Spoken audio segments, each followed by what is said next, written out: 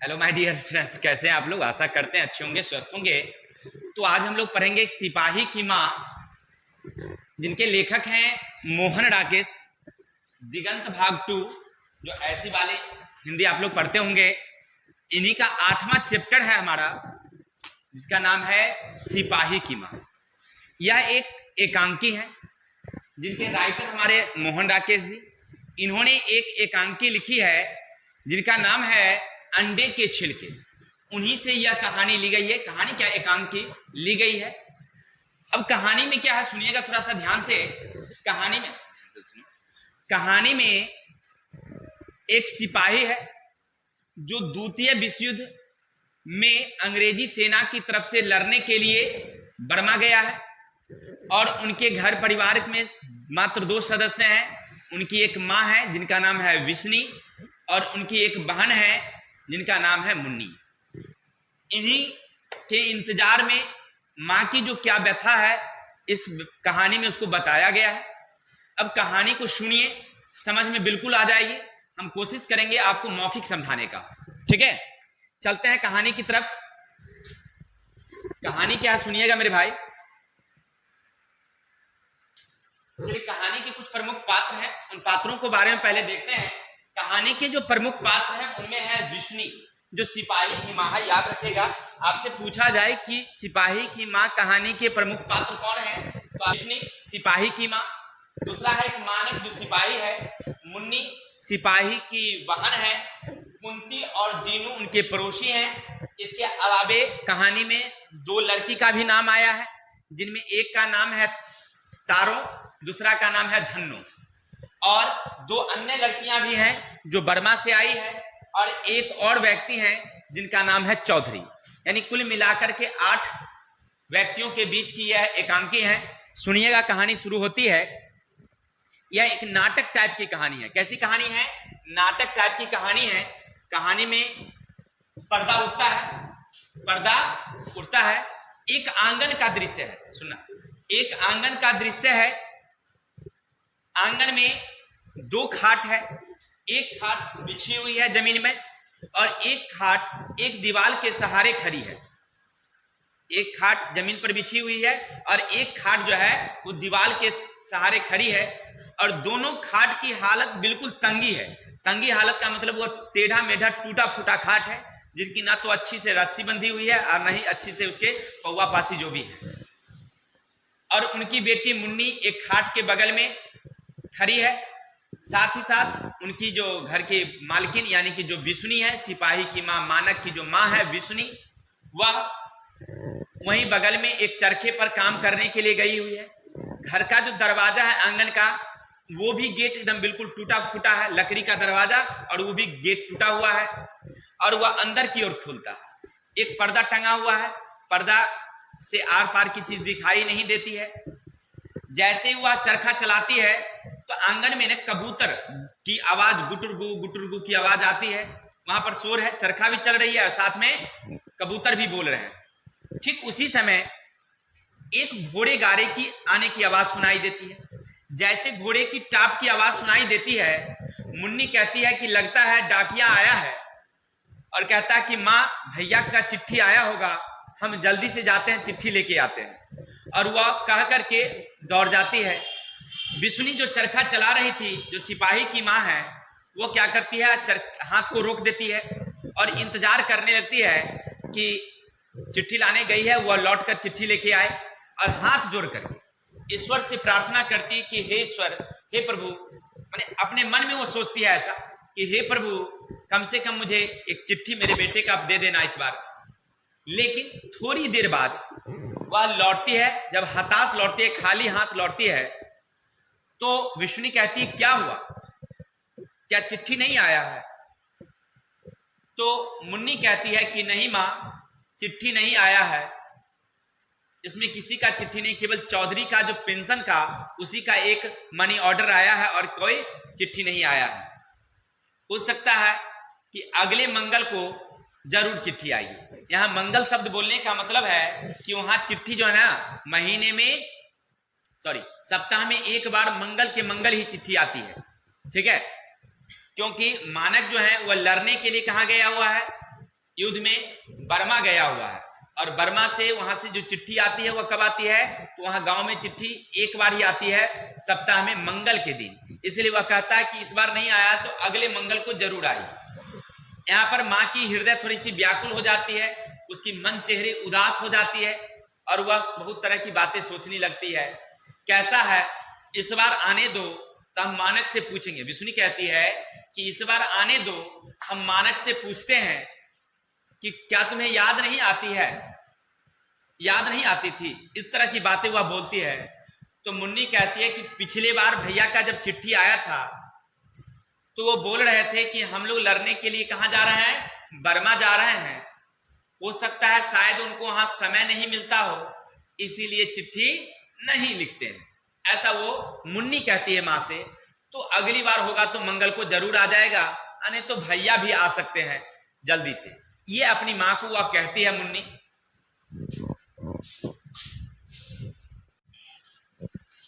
तो वह मुन्नी जो है वह अपनी माँ से कहती है कि भैया को वहां शायद समय नहीं मिलता होगा, इसीलिए वह नहीं लिखते हैं। ठीक है, और माँ बेटी के बीच में यहां पर बहुत सारी बातें होती। मुन्नी कहती है कि चौधरी कह रहा था कि यहां से जाने का कोई रास्ता नहीं है बर्मा, लोग पानी की जहाज से जाते हैं। किससे जाते हैं, पानी की जहाज से जाते हैं। हो सकता है कि भैया का जो चिट्ठी आ रहा होगा, जो जहाज, वो जहाज डूब गया हो, क्योंकि चौधरी कहता है कि आज दिन मतलब हर रोज एक नई नई जहाजें, कोई ना कोई जहाज डूब ही जाता है। तो उसकी माँ थोड़ी सी डांटते हुए कहती है, अरे कम से कम कुछ अच्छा तो बोला करो, शुभ शुभ बोला करो। चौधरी एक दो लड़ाई में चला नहीं गया कि अपने आप को तीरमार समझता है। उसकी माँ बोलती है कि एक दो लड़ाई में वो गया नहीं चौधरी, कि अपने आप को क्या समझता है, तीरमार समझता है। आने दो मेरे बेटे मानक को, मेरे बेटे मानक को आने दो, तब सच्चाई क्या है, झूठ क्या है, सब समझ में आ जाएगा कि चौधरी कितना झूठा है और कितना सच है। ये बातें वहां पर होती है। फिर मुन्नी कहती है कि भैया वहां पर गए हैं, पानी की जहाज से गए हैं, आने का रास्ता नहीं है, तो लोग कैसे आते जाते होंगे। इस बात पर फिर विष्णु कहती है कि मानक बोल रहा था, और मानक देख करके भी आया था कलकत्ता से, कि लोग वहीं से जहाज पकड़ते हैं और पानी की जहाज से ही जाते हैं, उसी से आते हैं। ठीक है, ये सब बातें होती है। और इसी बीच बातचीत चल ही रही थी कि एक पड़ोसन उनकी जो है कुंती, वो कुंती आ जाती है। अब कहानी में किसकी एंट्री हो जाती है, माँ बेटी वहां पर बैठी हुई है और बात कर रही है, तभी कहानी में किसकी एंट्री होती है, कुंती की एंट्री होती है। कुंती उनकी पड़ोसन है। आते ही पूछती है क्या हुआ, विष्णु, मुन्नी की माँ कहते, विष्णु वहां मानक की माँ नहीं, किसको, मुन्नी की माँ, क्या मानक का चिट्ठी नहीं आया क्या। तो विष्णु जो मानक की माँ है वो कहती है कि नहीं, चिट्ठी नहीं आया है। ऐसी बात चलता है। फिर कहता है कि तुम्हारी जो लड़की है यानी बेटी है मुन्नी, वो इतनी बड़ी हो गई है, 14 साल की हो गई, शादी उदी करने के लिए कोई लड़का उड़का घर बार ढूंढ रही हो कि नहीं ढूंढ रही हो। तो विष्णु कहती है कि देखती नहीं हो आजकल लड़का वाले का कितना हाथ बढ़ा हुआ है। हाथ बढ़ने का मतलब कि दहेज उहेज के लिए बहुत सी मांग होती है। मानक है भी नहीं, घर की हालत तंगी है। जब तक मानक नहीं आए, लड़का वड़का देख करके ही क्या होगा, जब मानक आएगा तब देखा जाएगा। तो वह कहती है कि इनकी यानी कि मुन्नी की जितनी भी सहेलियां हैं सब बारी बारी से चली गई मतलब क्या, बारी बारी से सबकी शादी हो गई, सब चली गई। और हमारी बेटी जो धन्नो है, यानी कुंती की बेटी का क्या नाम है, धन्नो की भी शादी 2 महीने बाद है, और वो भी 2 महीने बाद विदा होकर चली जाएगी। हमारी बेटी 13 साल की ही थी, तो पूरे मोहल्ले गांव के लोग ऐसे ऐसे बोलते थे कि बेटी बड़ी हो गई, जल्दी शादी करो, जल्दी इसकी विदाई करो। और अभी देखो ना, हम गए हैं मार्केट गए हैं, 10 मीटर मलमल भी नहीं मिला, लगता है कि सब कुछ विदेश चला गया है, फॉरेन विदेश चला गया है, ऐसा वह कहती है। यानी मार्केट में कुछ है ही नहीं, हम ढूंढने के लिए गए, शादी के लिए कुछ लाने के लिए गए, कुछ मिलता ही नहीं है, ऐसा स्थिति आ गया है।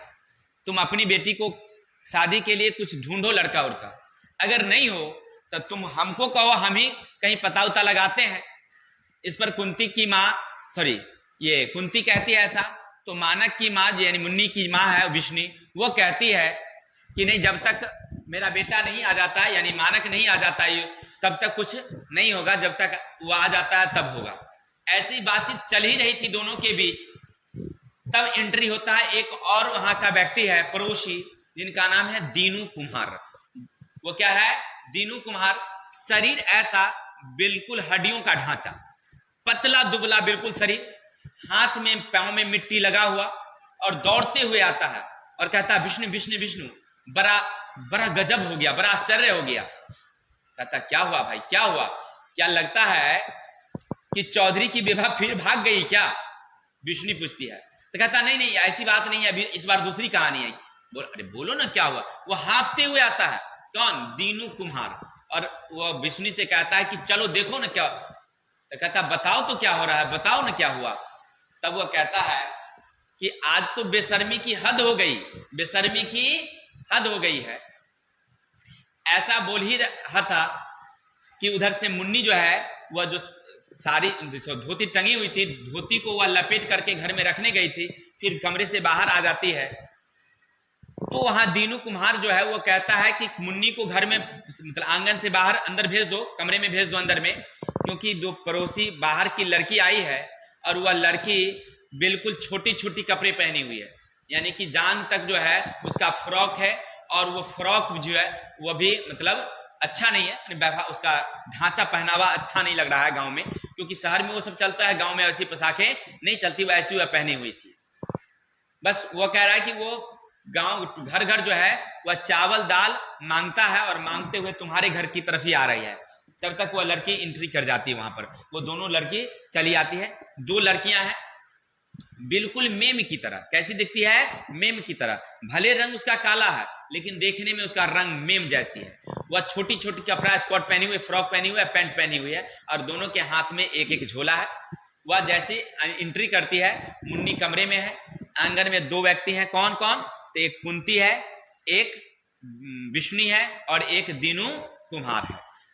वह लड़की आती है, दीनू कुम्हार वहां से निकल जाता है कि हम जाते हैं चौधरी को कहने के लिए, और ये लड़की अंदर प्रवेश करती है। ठीक है, यही आंगन में उसी समय की कहानी चल रही है सब। वह कहती है कि माँ जी मुझे कुछ चावल दे दो, तुम्हारा बहुत भला होगा, परमात्मा तुम्हें भलाई करेंगे। ऐसा वह कहती है, मांगती है चावल। दोनों लड़कियां वहां पर कहती है कि देखो हम लोग आए हैं बाहर से, हम लोगों के घर द्वार खत्म हो चुके हैं, अगर तुम हमें कुछ दे दोगी तो अच्छा रहेगा। लेकिन कुंती कहती है कि नहीं देना इसको। विष्णु से कहती है कि नहीं देना, क्योंकि इसका चिड़िया चरित्र अच्छा, कपड़े की पहनावा जो है ना उसको देख करके वह कह रही है कि इसका जो चरित्र है वो अच्छा नहीं लग रहा है, इसलिए इसको देना नहीं। तो वहां पर वो लड़की कहती है कि नहीं माँ जी, हम लोग कहां से आए हैं? रंगून से आए हैं। कहां से आए हैं? रंगून। रंगून कहां पड़ता है भाई? तो बर्मा की राजधानी है रंगून, वहीं से। अभी बर्मा देश नहीं, अभी म्यांमार देश के नाम से जाना जाता है, पहले वही देश बर्मा के नाम से जाना जाता था। तो हम लोग कहां से आए हैं? रंगून से आए हैं। वहां पर लड़ाई बहुत ज्यादा चल रही थी, और वहां पर लड़ाई चलने के कारण इतनी बमबारी होती है कि हम लोग किसी तरह से वहां से सब परिवार भागे हैं। एक ही परिवार के हम लोग 10 लोग आए हैं, जिसमें रास्ते में हमारा 2 भाई मर गया। हम लोग आए हैं, कहाँ आए हैं? यहाँ धर्मशाला में हम लोग ठहरे हुए हैं, 10 महिलाएं, हम लोग भिक्षा मांगते हैं। वो जाति का क्रिश्चियन है। वो कौन सी है? तो वह कहती है कि ये लोग क्रिश्चियन, कुंती कहती है ये लोग क्रिश्चियन है। इन लोगों की आदतें होती है कि इनके पति घर में रहते हैं, पति को ये घर में रखती है और खुद बाहर काम करने के लिए निकलती है। कुंती कहती है विष्णु से ऐसी बातें। वो कहते हैं कि माँ जी जब हम लोगों का घर द्वार था अपना तो अलग बातें थी, लेकिन अभी आप लोगों के सहारा से तो हम लोग जी रहे हैं। आप लोग थोड़ा दाल चावल दीजिएगा, उसी से हम लोगों की जिंदगी चलेगी, क्योंकि वहां युद्ध बहुत होता है। तो ऐसी युद्ध की बातें जैसे सुनती है कौन? मुन्नी। तो मुन्नी कहती है अंदर से ही, कमरे के अंदर से ही कहती है कि माँ तनिक सा पूछो ना उससे कि उसके घर यानी रंगून से बर्मा कितना दूर है। जैसे वह सुनती है तो उसमें से एक लड़की कहती है कि हम लोग बर्मा के ही हैं, यानी रंगून जो है वह बर्मा में ही पड़ता है, हम लोग वहीं से आए हैं। वहां युद्ध हो रही है, एक तरफ जापानी सेना और एक तरफ अंग्रेजी सेना, दोनों का युद्ध हो रहा है। जापानी सेना इतना बमबारी कर रही है, इतना सेना बमबारी कर रही है कि वहां पर आम लोगों का रहना मुश्किल हो गया है। सेना तो मरते ही हैं, लेकिन आम लोगों की भी जीवन बड़ा संकट में पड़ गया है। हम लोग किसी तरह से वहां से भागे हैं। तब वहां पूछता है कि तुम लोग आई कैसे हो? सुनते हैं वहां पानी की जहाज से आता जाता है लोग, तो तुम लोग कैसे आई हो?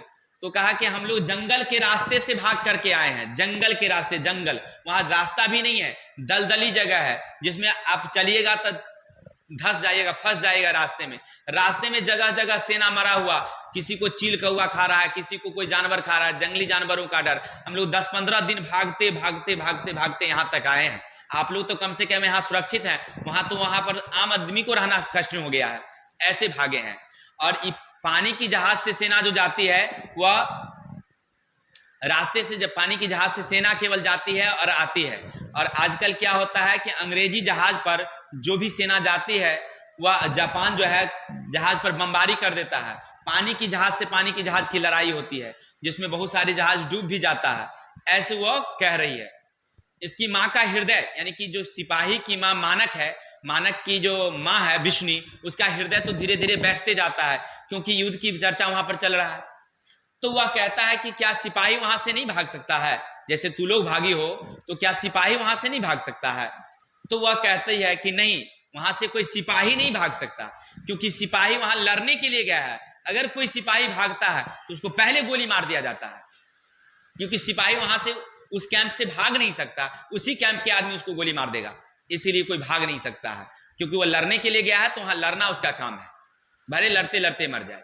अब ऐसी स्थिति में उसको थोड़ा सा चिंता होती है। फिर विष्णु कहती है क्यों भागे, क्यों भागे?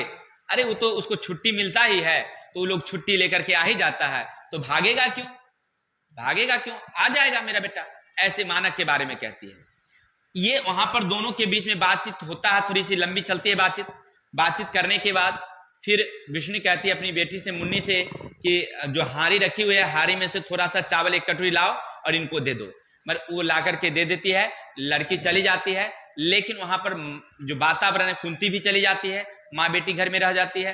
अब वातावरण बिल्कुल एकदम शांत वातावरण हो जाता है, और विष्णु की जो चेहरे ना बिल्कुल उदास हो जाती है कि युद्ध की घटना सुनता है कि भाई पानी की जहाज पर बमबारी होती है, गोली बारूद पड़ता है, पानी की जहाज डूब जाता है, वहां पर सेना पर इतनी बमबारी हो रही है कि बहुत सारे लोग मर रहे हैं।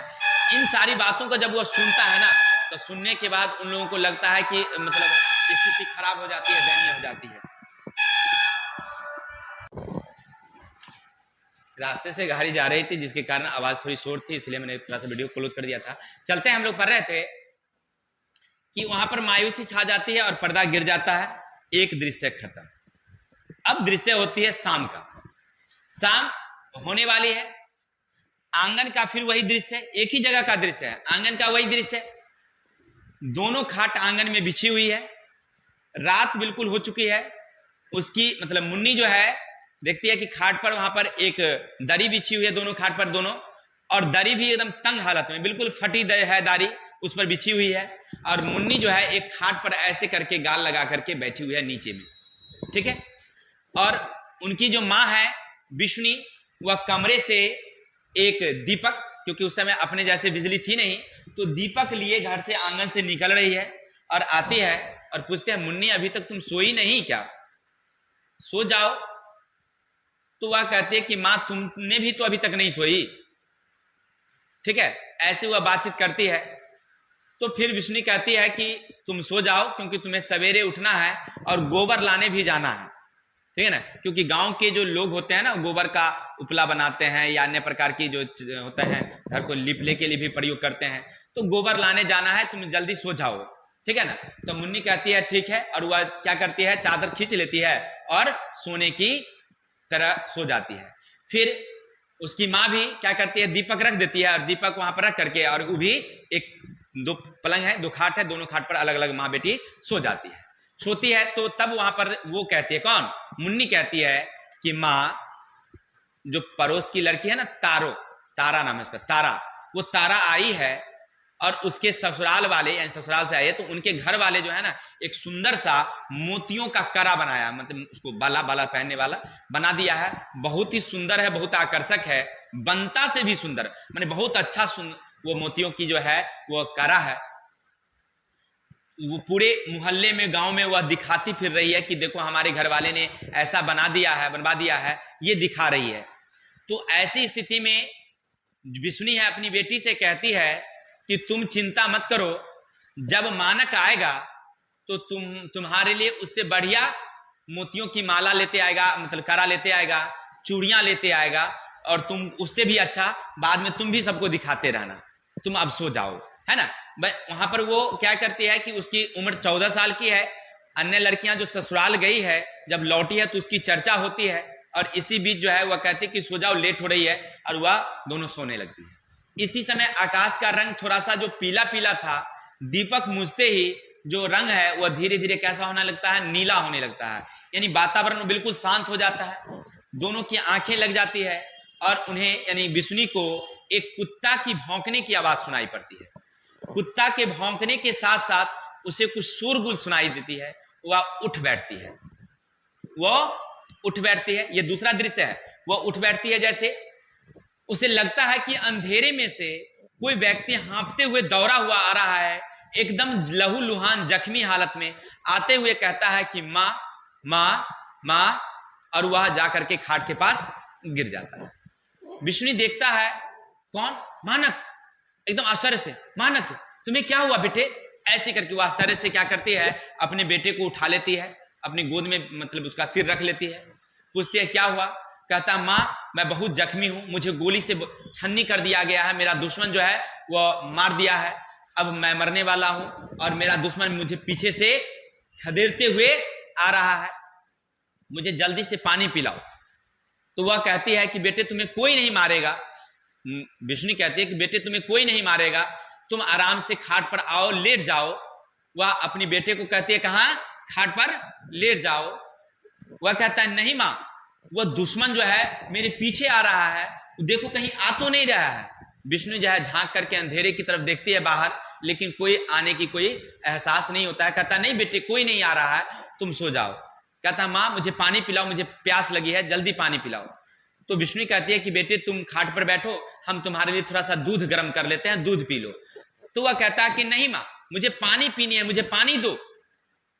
वह कहती है ठीक है तुम बैठो, हम पानी लेकर के आते हैं। जैसे ही विष्णु अंदर पानी लाने के लिए जाती है और पानी लेकर के जैसे आती है, हाथ में वो पीतल का गिलास है, पीतल के गिलास में पानी लेकर आती है, मानक को देती है और कहती है मानक को बेटे धीरे धीरे पीना, घूट घूट करके पीना, क्योंकि खाली पेट पीने से ना पेट में वह पानी जाकर लग जाती है, यानी कि चोटें लगती है, दर्द होने लगती है, तो इसीलिए थोड़ा सा धीरे धीरे पीना, अगर तुम कुछ खा लेते तो अच्छा होता। वह कहता नहीं मुझे पानी पीना है, और वह गटागट पानी पीने लगता है। जैसे पानी पीता है, पी ही रहा था कि उसे कुछ लोगों की शोरगुल सुनाई देती है। क्या होती है? कुछ लोगों की शोरगुल सुनाई देती है। शोरगुल सुनते ही जब मानक उधर अंधेरे की तरफ देखता है तो देखता है कि उसे एक बंदूक की कुंदा नजर आती है, कुंदा चमकते नजर आती है। सिपाही का जो बंदूक होता है उसका कुंदा होता है, वह चमकते नजर आती है, उसके हाथ से गिलास गिर जाता है। वो दुश्मन सेना जो है वो एंट्री कर जाता है। दुश्मन सेना जैसे ही एंट्री करता है, बता रहे थे कि वहां सैनिक जो है, दुश्मन सैनिक, वह जो जापान की सेना है वो आ जाती है और मानक पर बंदूक तान देता है। जैसे बंदूक तानता है, विष्णु जो है, जो मानक की मां है, वह उसके सामने आ जाते और कहते नहीं बेटे तुम मेरे बेटे को नहीं मारो। तो वह कहता है सैनिक कि अगर हम इसे नहीं मारेंगे तो यह हमें मार देगा, या इसे अगर हम नहीं मारेंगे तो यह हमें मार देगा। ऐसे करके उसे बचाने की उसकी मां कोशिश करती है और दुश्मन सेना जो है वह उस पर बंदूक ताने हुए है। यहां पर वह कहता है कि तुम इसे क्यों बचा रही हो, तो बिल्कुल मरा हुआ है, मर चुका है, लाश है ये। वहां पर जैसे वो बोलता है, मानक अपने आप को उठने के लिए जहद कोशिश करता है, लेकिन जैसे ही थोड़ा सा उठता है लड़खड़ा करके फिर गिर जाता है। विष्णु अपने बेटे के सिर को अपने गोद में रख करके और कहता है कि नहीं मारो, यह जो है तुम्हारे जैसा ही है, तुम्हारा क्या कोई माँ बाप नहीं है, कोई इंतजार नहीं कर रहा है। ऐसे करके वह कहता है, उसकी माँ विष्णु जो कहती है कि तुम्हारे घर पर भी तुम्हारी माँ इंतजार कर रही होगी, तुम्हारी बहन इंतजार कर रही होगी, अब तुम इसको मार दोगे तो इसकी माँ है, इसकी बहनें हैं। ऐसे करके वह उपमा देती है। तो सैनिक कहता है कि मेरी माँ तो पहले ही पागल हो गई है। वह कहते हैं कि मेरा बेटा अब मरकर ही वापस आएगा और मेरी पत्नी यानी बेवा, उसको कहा बेवा, वह अभी से ही विधवा का रूप लिए हुए है और वह कहते हैं जिस दिन मरने की खबर आएगी उस दिन ही हम आत्महत्या कर लेंगे, फांसी लगा लेंगे, और उसके पेट में 6 महीना का बच्चा भी पल रहा है, वो भी मर जाएगी। ऐसे वह सैनिक बोलता है और वह बंदूक ताने हुए है, कहता है कि नहीं बेटे नहीं मारो इसको, ऐसे वह कह रही थी। लेकिन क्या होता है कि यही बातचीत चल ही रहा था और कहता है कि तुम इसे बचाने की कोशिश क्यों कर रही हो, तुम इसे बचाने की कोशिश क्यों कर रही हो, ये कौन है तुम्हारा? सेना पूछता है ये कौन है तुम्हारा जो बचाने की कोशिश कर रही हो? तो वह कहता है कि यह मेरा बेटा है, यह मेरा बेटा है, हम इसे युद्ध में जाने नहीं देते, लेकिन यह मजबूरी में गया है। तो कहता है कि नहीं ये तुम्हारा बेटा तो नहीं लग रहा है, तुम कितनी भोली हो, कितनी अच्छी हो, और ये तो बहसी है, ये जानवर की तरह है, तुम देख रही हो हमारी हालत। सेना दिखाता है अपने शरीर को और कहता है कि तुम यह हालत देख रही हो, ये पूरा गोली से छन्नी करके ये आया है मुझे, और हमरे जैसे बहुत सारे लोगों को, सेना को वह मार करके आया है युद्ध में, यह ऐसा जानवर की तरह व्यवहार करता है। तो इसके हम नहीं, कोई ना कोई दुश्मन होगा, कोई इसे मार देगा, क्योंकि बहुत सारे को यह मार कर आया है, बहुत सारे का यह दुश्मन है, या यहाँ नहीं तो वहां, वहां नहीं तो वहां, कहीं ना कहीं मारा जाएगा, इसीलिए तुम इसे नहीं बचाओ। तो उसकी मां कहती कि नहीं, मेरा बेटा इस तरह से बहसी और जानवर नहीं हो सकता, बिल्कुल अच्छा है, वह युद्ध में हमने ही इसे को भेजा था, क्योंकि इसकी बहन की शादी थी और शादी के लिए पैसे नहीं थे, तो मजबूरी में हमने इसे लड़ने के लिए भेजा। अगर इसकी बहन की शादी नहीं होती तो हम लोग घर पर ही रह लेते, हम इसे युद्ध में कभी जाने नहीं देते। अब यह नहीं जाएगा, अब यहीं रहेगा। वह कहता है नहीं माँ जी, मुझे तो इसको मारना ही पड़ेगा, और इसको हम मार करके अभी ले जाएंगे इसे, और जानवरों को, चील कौओं को खिला देंगे इसको, ठीक है ना, इसको हम ले जाएंगे और जंगल में काट कर फेंक देंगे इसको, चील कौवा सब खा जाएगा, जानवर खा जाएगा। उसकी माँ कहते हैं नहीं ऐसा नहीं करना है, और वह उसके बंदूक के सामने कुंदी पकड़े हुए है। ठीक क्या करता है, इसी समय मानक एक झटका मारता है और झटका मार करके तेजी से उड़ता है और बंदूक छीन लेता है। जो सेना था, जो बंदूक ताने हुए थी, उसकी बंदूक छीन लेता है और उसको धक्का देकर गिरा देता है, और मानक वह बंदूक लेकर उस पर तान देता है। पासा वहां पलट जाता है। जैसे वह पलटता है, वह बंदूक तानता है, उसकी मां फिर जाकर के बंदूक के पास चली जाती है, कहता है नहीं बेटा तुम इसको नहीं मारो, क्योंकि इसकी मां भी इंतजार कर रही होगी, इसकी पत्नी इंतजार कर रही होगी, इसको तुम नहीं मारो। वह कहता नहीं मां, हम नहीं मारेंगे तो ये हमको मार देगा, इसलिए हमें तो मारना पड़ेगा।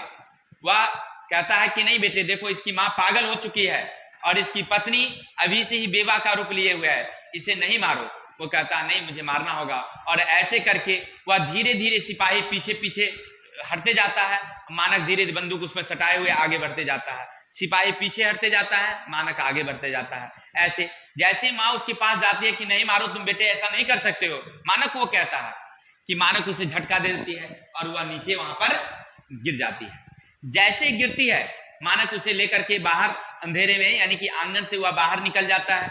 बाहर निकलकर थोड़ी देर बाद गोली चलने की आवाज आती है, 3-4 गोलियों की आवाज आती है।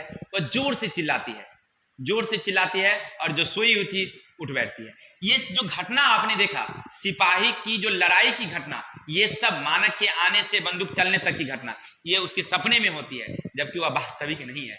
सपना में वो देख रही थी, क्योंकि वह दिन में कहानी सुनी थी युद्ध लड़ाई की कि ऐसे ऐसे सेना के साथ वहां होता है। इसी चीज को वह सपने में देखती है। कौन? बिस्नी। वह जैसे चिल्लाती है बेटे बेटे, उसकी बगल में सोई हुई मुन्नी वह झट से उठ बैठती है और कहती है क्या हुआ मां, क्या हुआ? वह कहती है नहीं कुछ नहीं कुछ। वह कहती है कि क्या भैया का सपना देखी हो? वह कहता है नहीं, मैंने अपनी बेटी को कुछ कहना नहीं चाहते, लेकिन उसकी आंखों से आंसू आ रहे हैं। माँ की ममता तो ममता होती है भाई, उनकी आंखों से आंसू आ रहे हैं।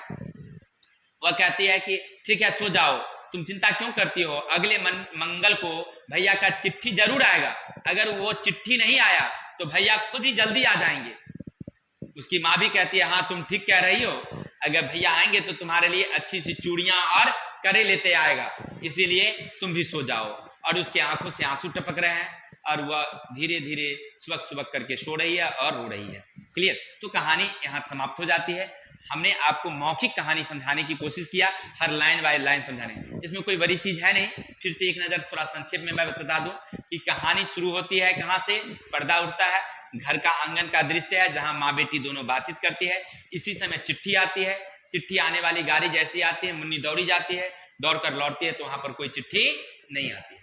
कुंती इसी समय एंट्री लेती है और कुंती कहती है कि इसकी शादी कब करोगी।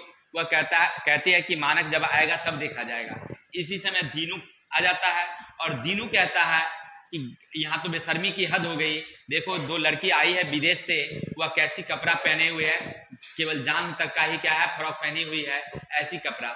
यह देख करके वह लड़की बर्मा की है और बर्मा की कहानी सारी युद्ध की सुनाती है। सुनने के बाद दृश्य खत्म होता है। फिर दूसरे दृश्य में सैनिक के आने, मानक के आने की लड़ाई शुरू होती है और पूरी कहानी खत्म। तो आशा करते हैं आपको हमारी कहानी आपको समझ में आई होगी। अगर हमारी कहानी आपको समझ में आई हो तो हमारे चैनल को लाइक, कमेंट और सब्सक्राइब करेंगे। तब तक के लिए हम विदा लेते हैं। कल मिलेंगे सब्जेक्टिव क्वेश्चन के आंसर के साथ। जय हिंद, जय भारत।